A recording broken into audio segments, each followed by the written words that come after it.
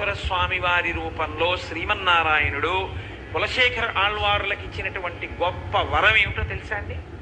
వెంకటేశ్వర స్వామి వారి ఎదురుగుండా ఉండేటటువంటి మొట్టమొదటి గడప ఆయన.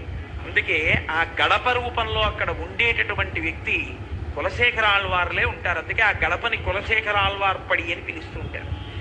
ఆ దేవాలయంతో ఎంతమందికి అనుబంధమో, కానీ నాకు మాత్రం ఎప్పుడూ నువ్వు కనబడుతూ ఉండాలి, నేను అలా చూడ్డానికి వీలైనటువంటి రూపాన్ని నాకు కృప చెయ్యి అని అడిగారు.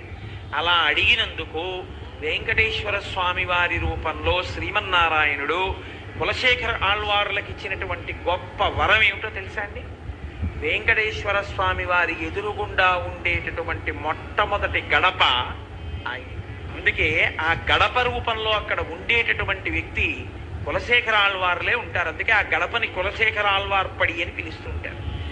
ఆ దేవాలయంతో ఎంతమందికి అనుబంధమో, కానీ